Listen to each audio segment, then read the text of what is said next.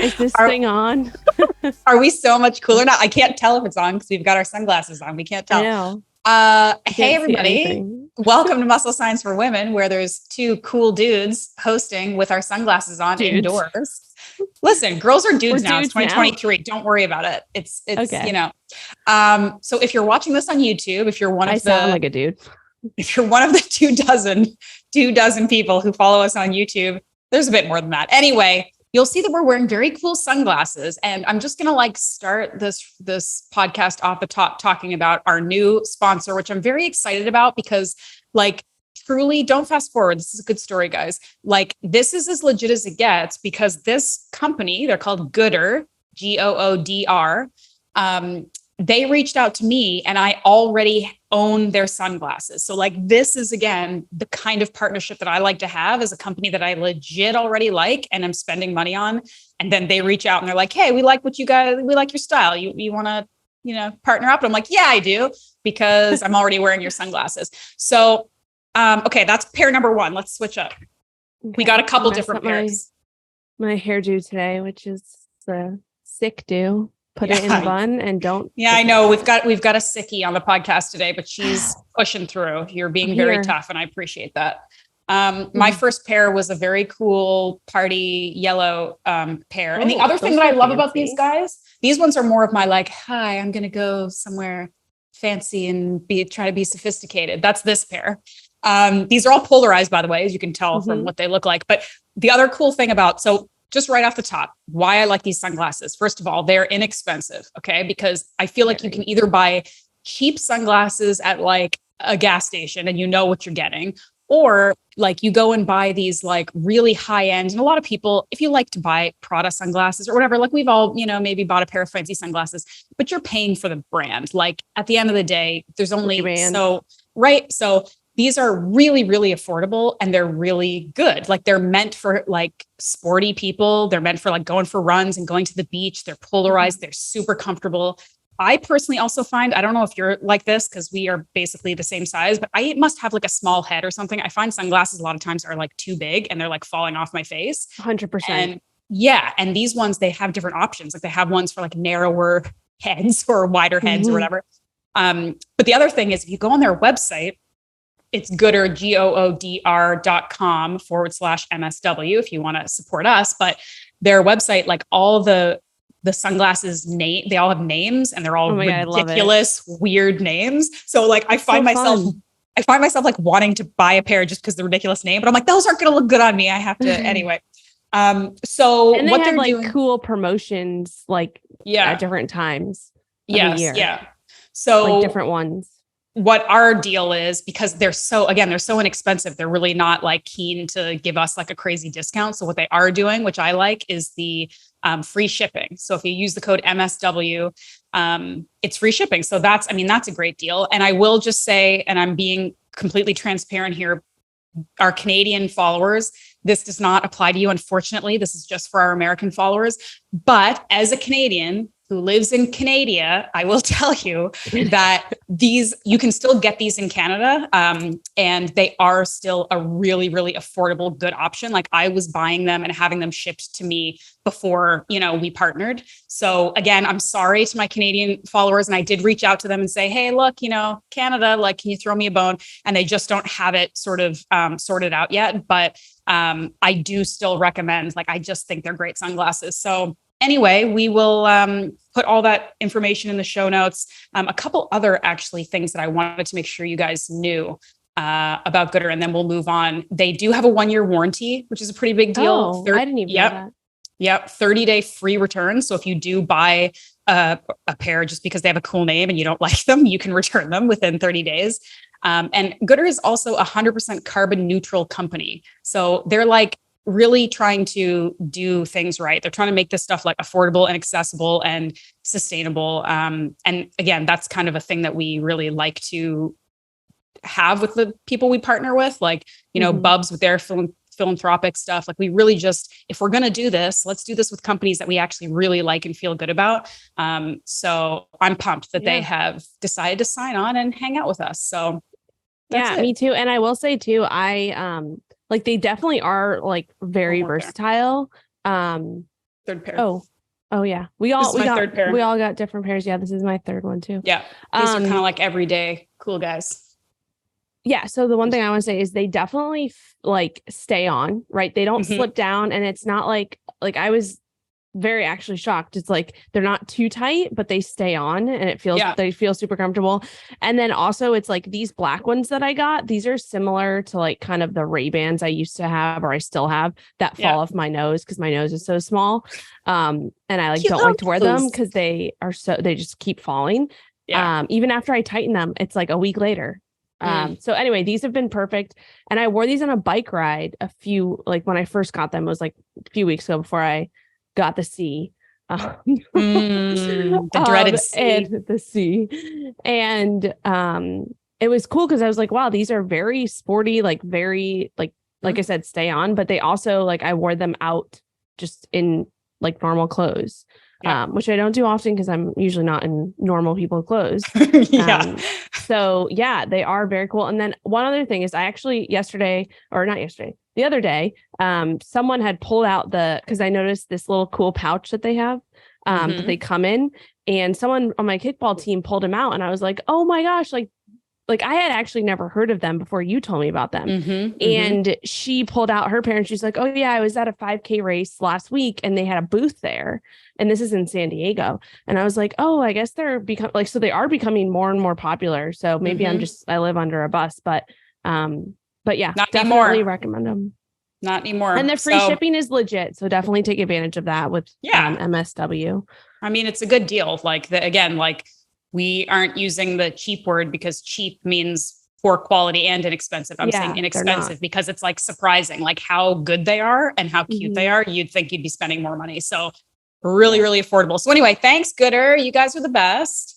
I forgot one pair that I will show off at our next podcast because I only got these 3 pairs. Okay, let's move on. I have lots of questions for you. Do you want to talk about my new beautiful? I was going to ask, what's going accessory? So just really briefly, you and I have talked, and I've been talking on my Instagram and stuff for the people who care about my shoulder issue, and I've been going to physio because what we're thinking it is. I mean, there's a lot of problems, whenever you have like a shoulder thing or a hip thing, like it's usually a lot of other things too.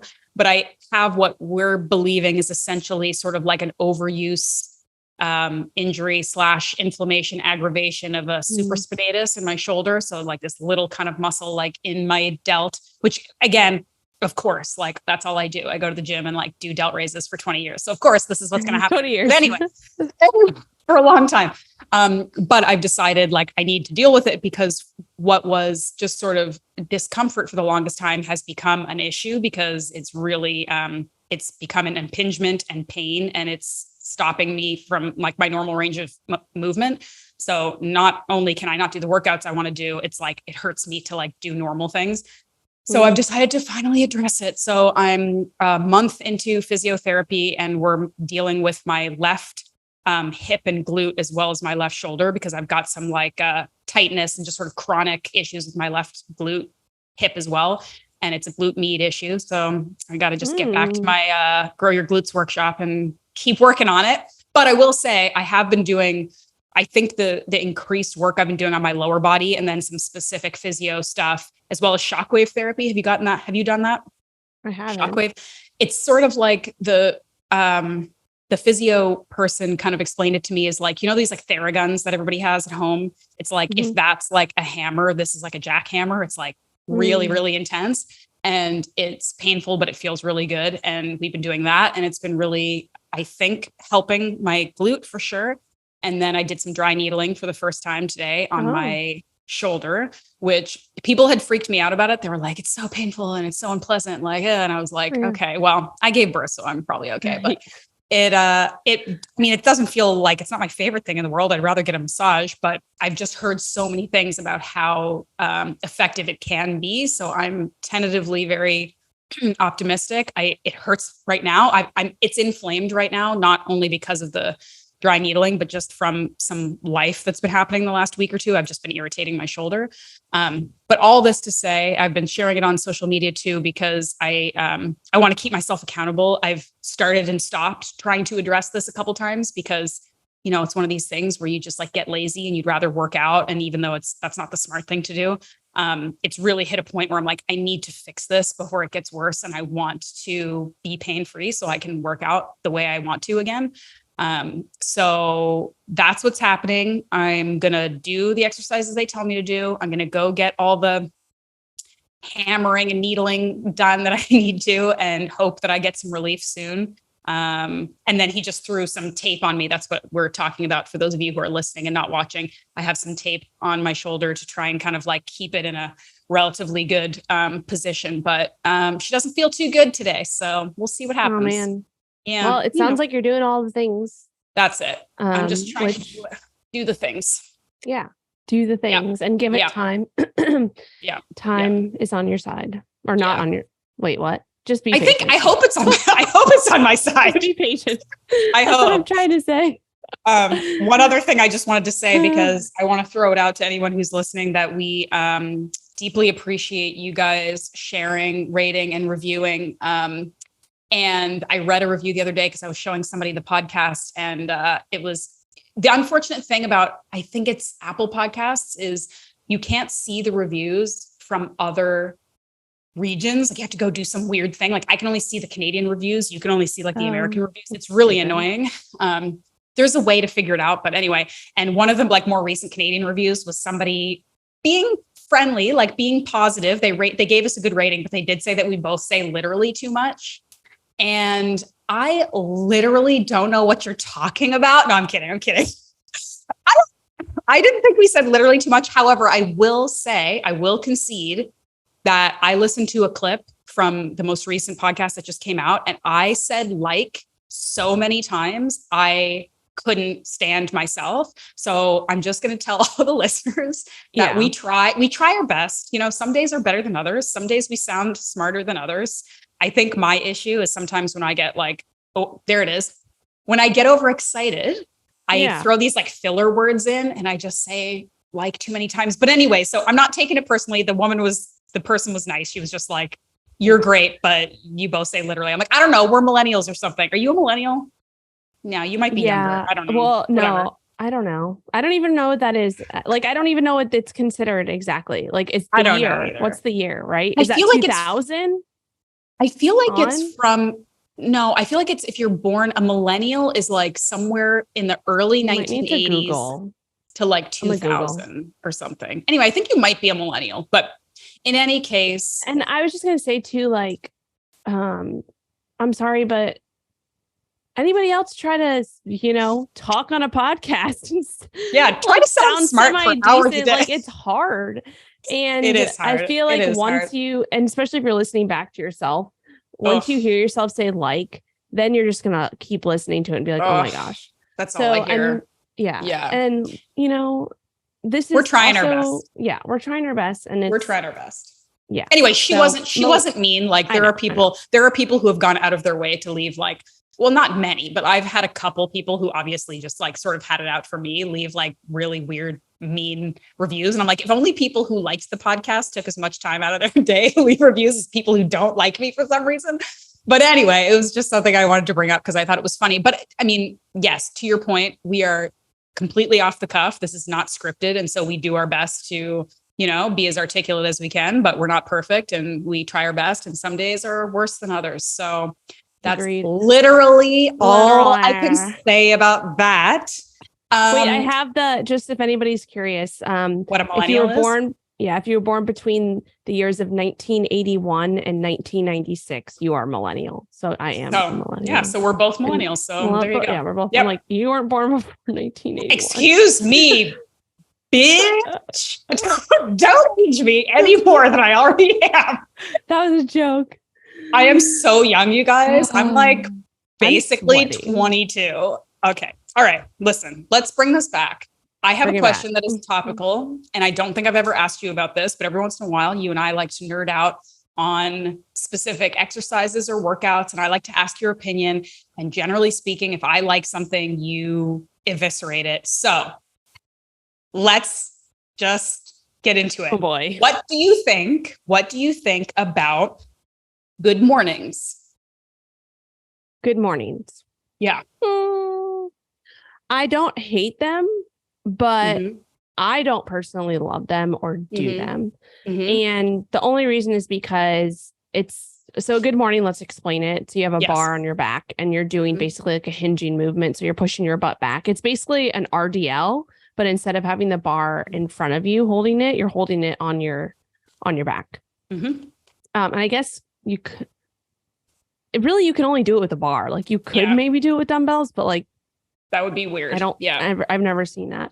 I think I used to do it. I haven't done it recently. I used to do it as like more of a warm up, right? To like get my body, like just kind of use my core a little bit by putting the bar in a different place than I'm used to with RDLs. If I'm doing like warming up for squats or RDLs or heavy deadlifts or things like that. But as like a core movement, like programming a good morning, I don't do it because I just think that, again, coming back to like, what is the main muscle that I'm focused on? And if I'm doing a hinging movement, I'm probably focusing on my hamstrings and glutes. And for me and for many of the clients that I work with, like we can just get a better, a more comfortable positioning when you're holding the bar in that RDL position versus when you're putting on your back. Again, there's a time and place for everything. So if you are specifically trying to increase, core strength at the same time as your glutes and your hamstrings, not saying you're still doing that when you do RDLs and deadlifts. But it just having the bar at a different angle, it'll be a little bit of a different stimulus there. The other reason that I'm not a huge fan of it is because even just for myself, putting a bar on my back, like I have like kind of tight shoulders already. So it's just like not comfortable. And I can't focus in on the muscles I'm trying to work as much as I could if I was doing an RDL. So that's it. Okay. Cool. I mean, I think what do you think? Yeah, I think that's all very valid. And another thing too, is like, I know I tend to, and this is all jokes aside, we kind of like chirp each other sometimes, but like, it's all about personal preference a lot of the time. If you can do the exercise properly and you're feeling the stimulation where you want to, it's a good exercise for you for the most part. But I do tend to like gravitate towards barbell movements and less so in recent years. Like I think since you and I started working together and since I've started like learning a bit more about, strength training and programming, I'm certainly more open and interested and willing to play with other things and use more machines. And again, it's all about personal preference, what's available to you, what works for your body, what you like, whatever. But again, it's just sort of how I started in my training, weightlifting journey. I just have a soft spot for barbell stuff and I just like it. So I'm going to always be kind of interested in that, but I never really did good mornings ever. And then I recently have been going down like an interesting rabbit hole, looking at, do you know who Mike Israetel? Yeah. Should we take this conversation offline? Oh no, okay. I know who he is. Yeah. He's the kind periodized Renaissance periodization. Dude. Yeah. So he's kind of like a big dude in the like strength and muscle, hypertrophy world. I actually had him on my podcast a long time ago. Yeah. Yeah. He's, there's a lot of like big dude bros out there doing this kind of stuff. And I mean, anyway, but I was looking at a couple of his things. I went down a bit of a rabbit hole and it was interesting anyway. And it was just another sort of movement that is, again, hitting sort of, like you said, hamstrings, glutes, like spinal erectors and stuff. If you're doing it properly, that could be kind of beneficial and interesting. And in the spirit of just wanting to throw things in that I maybe haven't done before or whatever. And I found them to be really effective for me. I did hit into a bit of the issue that you're talking about with like tight shoulders, where having like holding it on my back that way even more so than doing like a back squat with a barbell. It was uncomfortable. So I don't know how like hardcore I'm going to get into them.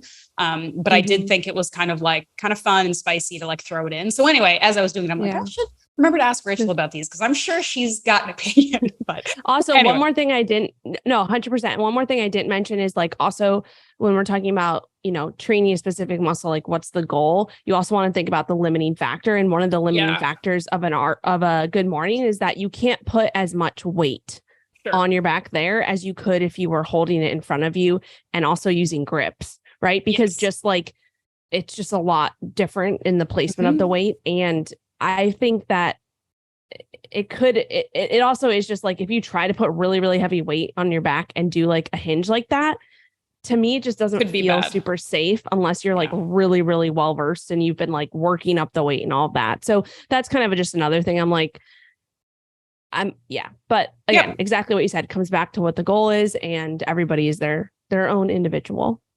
Yes.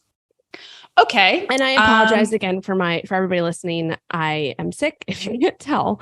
So my voice sounds horrible, and I mean, I think it sounds kind of nice. Everybody likes a little raspy voice. I'm kind of into it. So don't apologize. It sounds good. All right. But I am sorry that you're sick, but good for staying hydrated.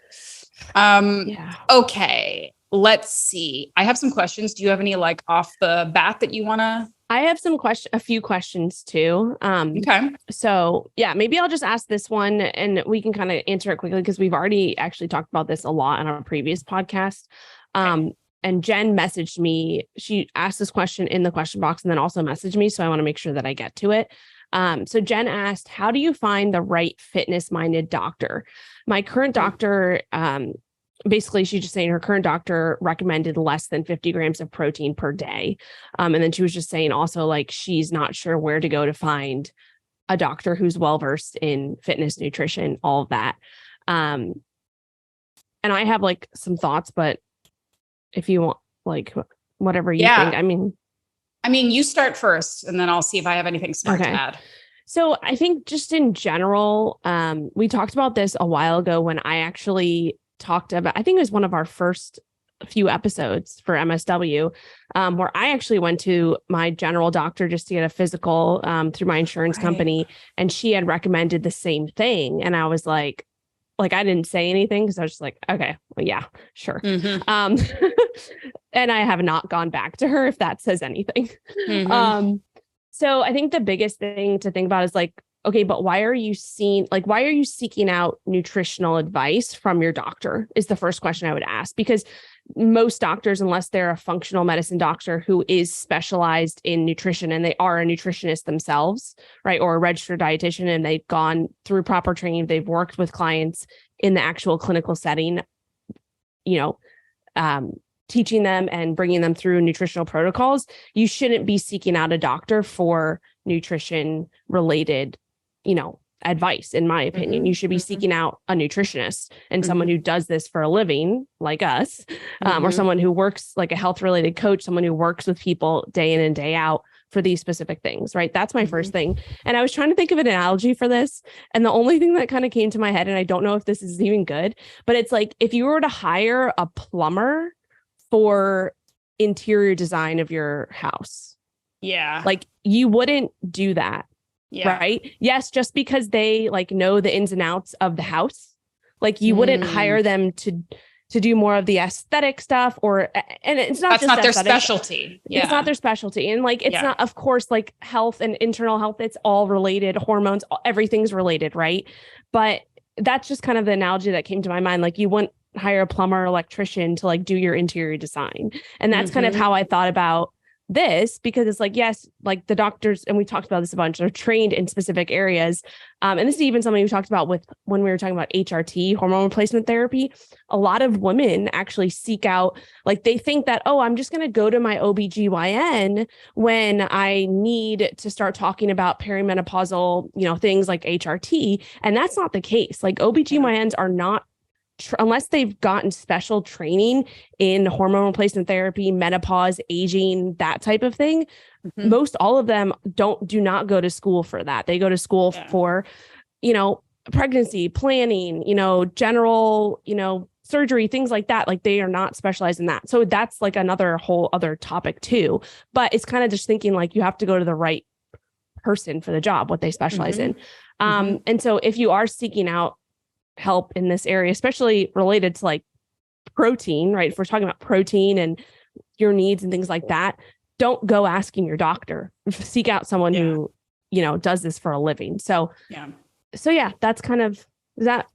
Yeah, I think that's a good answer. And I think the thing is, a lot of people are hopeful that they can kind of have a one-stop shop, and that is increasingly rare and unfortunately unrealistic these days. Like we'd love to think that our primary care doctor, physician, whatever, knows everything, like is the plumber and the interior designer. And unfortunately, it's just not the case. And I do think that this isn't a top secret answer. I think that like you just kind of need to like get on the internet and do some research and or ask people in your community. I tend to think that most of the people who are seeking out nutrition help and are listening to this podcast are people who are like more than average interested in improving their health, learning about nutrition, optimization, all of those things.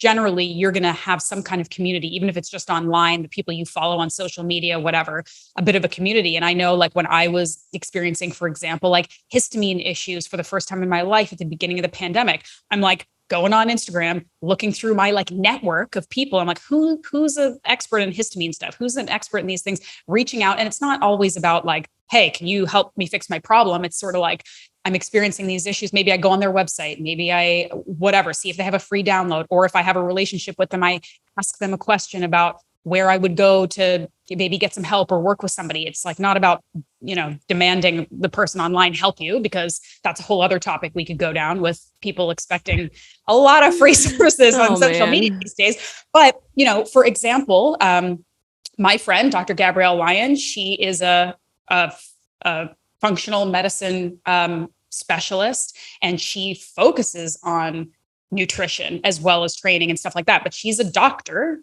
who happens to really specialize in longevity and optimization through nutrition and through exercise. She's pretty rare, but there are people like her out there, and she could be somebody that would be really beneficial to you. Maybe not, but that's when you need to do your research. You need to reach out to like her team, for example. And a lot of these people, a lot of these like kind of online client facing doctors or clinics will do like maybe intake calls or free consultations or things where you can get a feel. Is this somebody who's going to understand what I want, who I can get along with?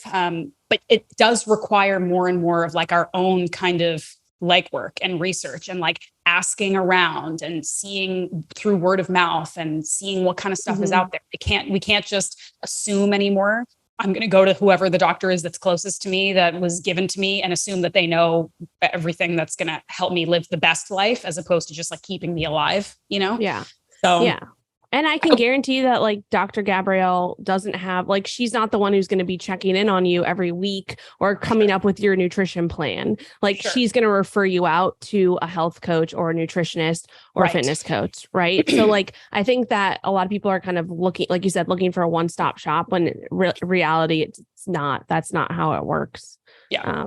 So it's a very good point. I hope that's not a bummer to too many people, but it is like realistic. Yeah. And I think the sooner that we acknowledge it and figure it out and know what our priority is, like for example, right now, my priority is fixing my stupid bum shoulder. So I'm going to go see a physiotherapist. If your priority is figuring out your optimal, diet because you're having digestive issues or you're having whatever, then you need to seek out an expert in that area. If it's hormonal, et cetera. Right. So, and you want, at the end of the day, you want a specialist. You probably don't want somebody who's like, I kind of know a little bit about everything. You want somebody who like really knows how to fix the problem that you have.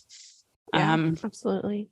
And we are health coaches and we have our own practices. So if you're interested in more health, nutrition, fitness specific for you, Good plug. You can contact either or both of us.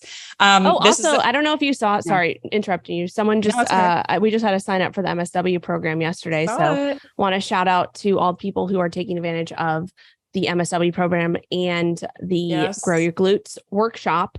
Yes. And we talked about this last week. Do you want to share our new promotion for? Yeah, good call. I completely forgot about that. Yeah, basically, I mean, we've talked about this in social media, but this is a new kind of forever longstanding thing is we're offering first responders military discounts, which again, it's sort of like when we came up with this idea, we were like, why haven't we been doing this? I mean, it's a no-brainer, obviously, but listen, we're a small team over here at Muscle Science for Women. So only so much brain power. Yes. But I mean, it certainly, again, goes without saying that first responders, people who are working in these fields, military, emergency services, of course, deserve recognition for the incredible work that they're doing. And they deserve discounts on everything because they do insane work that not everyone can do. And it's really, really important. And I, again, I say it all the time, but I come from a military family and I,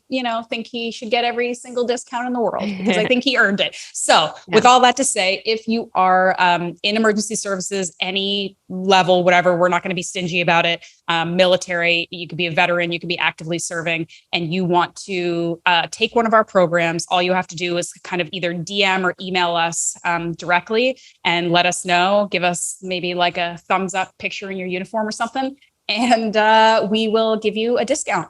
And we would be just honored to have you in our programs because you're awesome. And we just wanted to thank you. So that's it. We'll put that in the show notes too. Are we going to extend this? And I think I already did. So sorry if you're against it, but to nurses, I had a nurse reach out. So if you're a nurse, doctor, someone, anybody in the medical field who is on the front line, I guess. Absolutely. Absolutely. Yeah. Like I said, I don't think we're going to be stingy with this. So if you want to plead your case with us, we're probably going to say yes. So but just even if you're a veterinarian, I love me some dogs. There you go. So thank you for your you're service. Included. I've made that decision.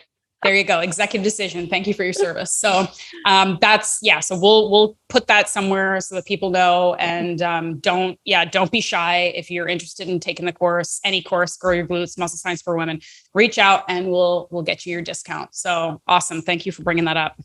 No problem.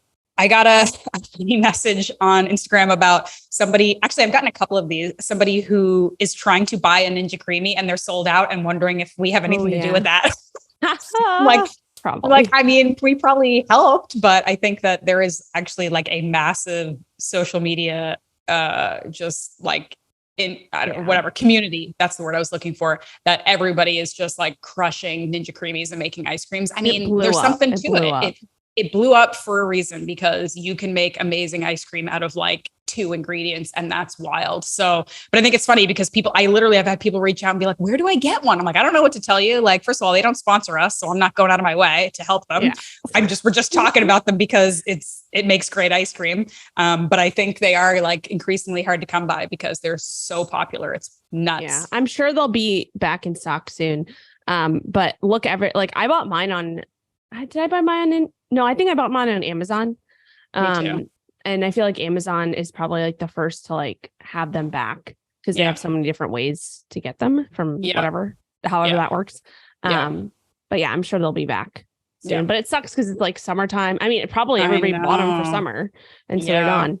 Now's the time to get on the ice cream train. Maybe I should sell mine for like you could sell it for like 10 jacked up prices, right? Well, especially if someone's a fan and they're like, "This is Rachel Gregory's Ninja Creamy." Oh my god, you're right. You can autograph it. Let's start a bidding war. I like it. Oh my gosh.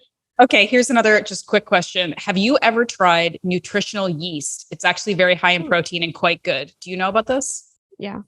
I've tried it before. I used to put it on, it's been a while. I went through a period where I was trying it out. And when I gone through experiments of like doing dairy free and things like that, it has like a kind of like a cheesy flavor. It's definitely not cheese. Like it's not the same. But it has kind of like, I don't know how to explain it, like a nutty, cheesy flavor. And you can sprinkle it on salads or, whatever you want, vegetables, even like, I know I used to like put it on broccoli and would just give it like a little bit of an extra flavor. So yeah, make it taste less like broccoli. Yeah. And it is, I wouldn't say it's high in protein. Like it has protein, but like you would have to eat like a ton of it for it to be quote unquote high in protein. And it's not something that you would probably eat a ton of. It's like a sprinkle on, stuff. So yeah. So Wikipedia says, just for those who know, nutritional yeast is a deactivated yeast. Doesn't sound super appetizing. Sold commercially as a food product. I think it's like a byproduct of some other, process. It's like yellow flakes. It's popular with vegans and vegetarians as an ingredient in recipes or condiments. It says here per 15 grams, and I don't work in grams, you do. So you can tell me, like, is 15 grams what, like a big tablespoon or something, maybe? Or I think that would probably be a little bit more. I haven't used it in a while, but because it's so airy, like it's very light, that I feel like 15 grams is actually probably quite a bit. A little bit. Yeah. Not like a cup, maybe a couple tablespoons. A couple tablespoons, probably. I don't know. Don't quote me on this, but seems like anyway, it's saying that it's per 15 grams, it's 8 grams of protein, 5 grams of carbs, like 0 fat. So I can see how people would think, like, if you're sprinkling this liberally on your vegetables, like that's adding protein. It's not huge, but it's not nothing. And it does have a lot of like trace vitamins and minerals. Again, not, high in like things like niacin, vitamin B6, vitamin B12. And similar to you, I have tried this too. And I will say, and this is probably a common story for a lot of people, I dove into the nutritional yeast world when I was bodybuilding and just trying to add flavor to like food that was flavorless. So I think that's probably like another common kind of thing where it's like people who aren't eating like delicious, yummy food are trying to make their food better by adding stuff like this. No judgment. Like that's what I was doing. And it is kind of tasty. Like you said, it does have a sort of like savory kind of cheesy flavor. Like I was putting it on rice and stuff. Like it's kind of good.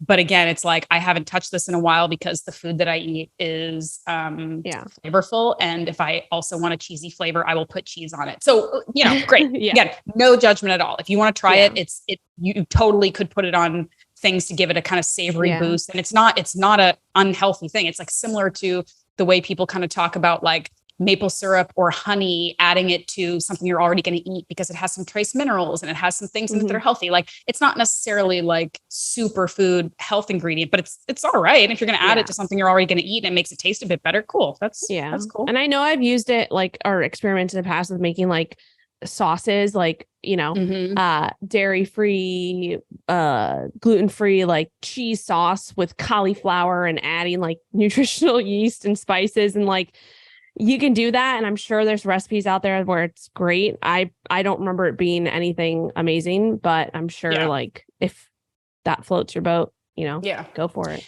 And I will say, like, I'm a much bigger fan of people putting nutritional yeast on their food than cheese with 2 Z's that's actually nutritional yeast, but they're pretending it's cheese or whatever. Like just vegan cheese. Just put the yeast on your food. Okay. And enjoy it. Anyway. It has less additives than the vegan. Yeah, it's pretty decent. Okay, do you have any other? I have a question: how to reduce bloating? I mean, is that the whole question? Was there anything else? That's the whole question. I mean, that could be, I guess, an entire. I'm just gonna give one note. Here, there's so many things that people are ignoring when it comes to this, that are like foundational things that you just, and even myself, I ignore them because I'm like, like that's whatever. Chew your food, sit down and eat your food, stop scrolling your phone while you're eating your food, stop chugging a bunch of liquid and stuff during your food, like during when you're eating your food.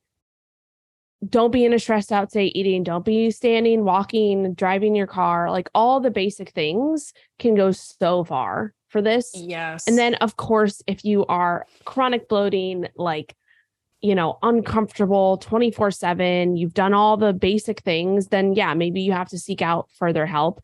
But there's so many basics that like people just skip over, and it's like, they're not the sexy things, but they actually work for a lot of people. So that's such a good answer. And I think we should like pull out one specifically because the idea of like not drinking too much liquid with your food. Like, I think a lot of people actually don't really know that one as it, like everyone knows you should probably be like actually paying attention to your food and chewing properly and not rushing.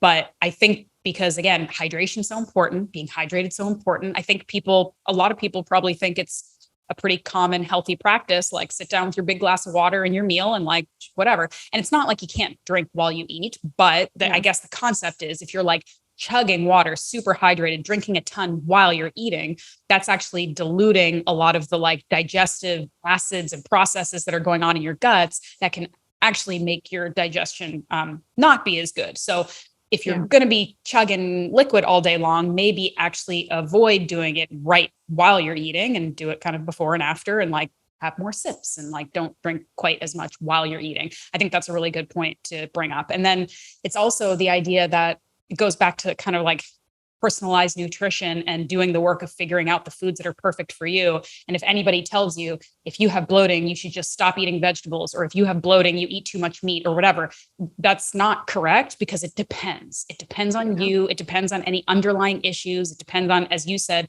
stresses and other things that are going on, any kind of like bacteria or parasites or things that you might be dealing with, which is actually like very common.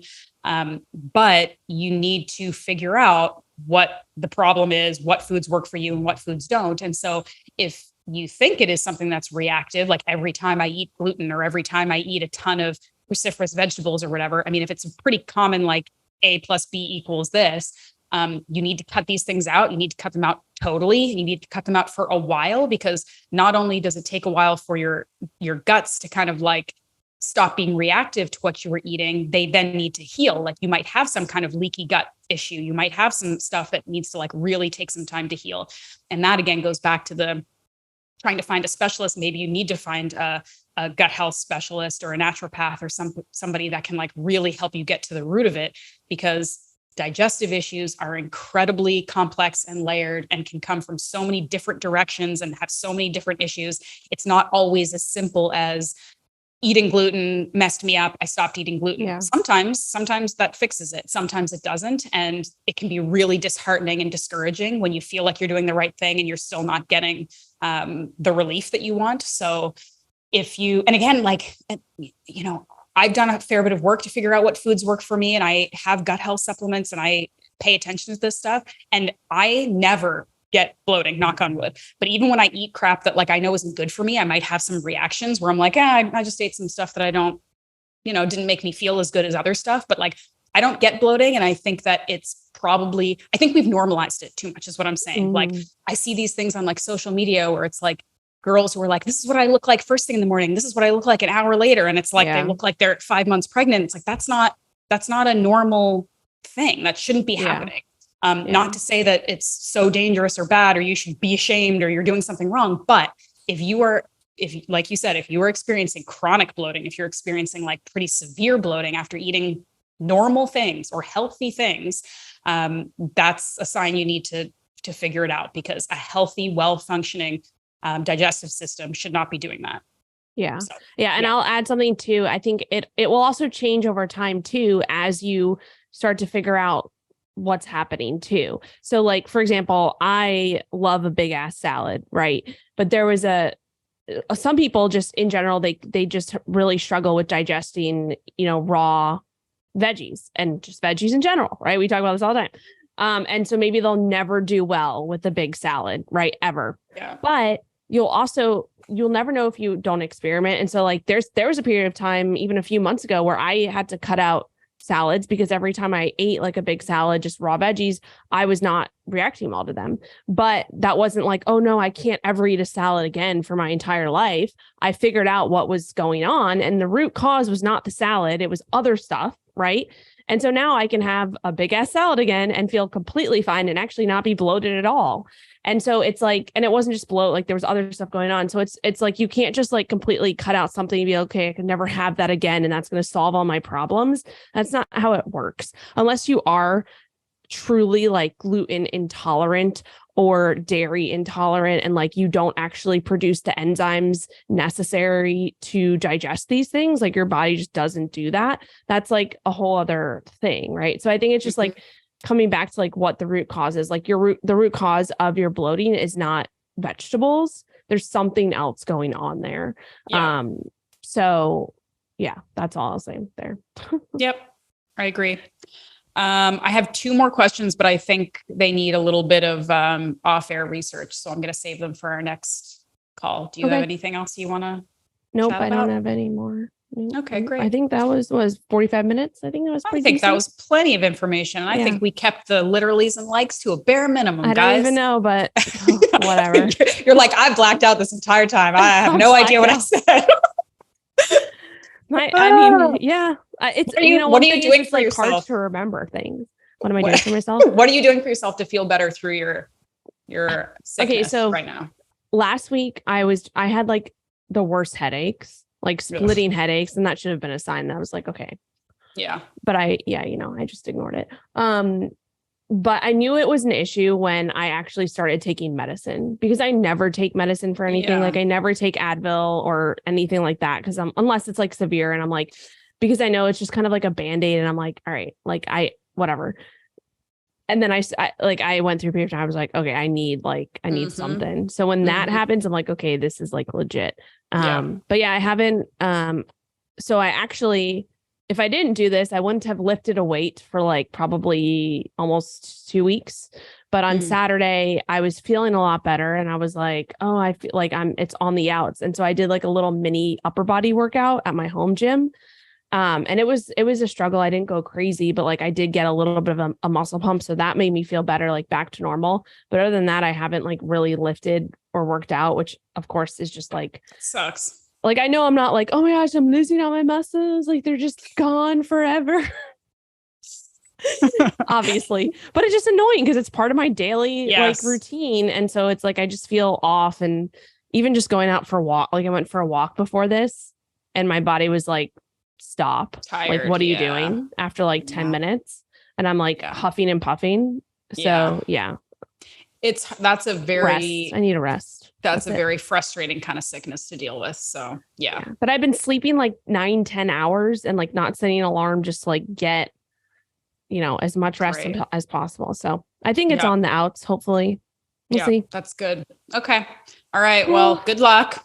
And thank you to everyone for listening. Thank you for sending in your questions. You can continue to do so anytime. You can just email us at musclescienceforwomen@gmail.com. It's the number 4. We answer all of those. Actually, there were a couple more. There's a couple in there that we'll have to get to next time. Anyway, yes. So you can always do that. You can reach out to us on Instagram. You know where we are. And, share the podcast with someone you think might benefit. I'm pretty happy about, I feel like we're seeing some pretty like steady growth. I've been looking at our analytics, and it's very hard.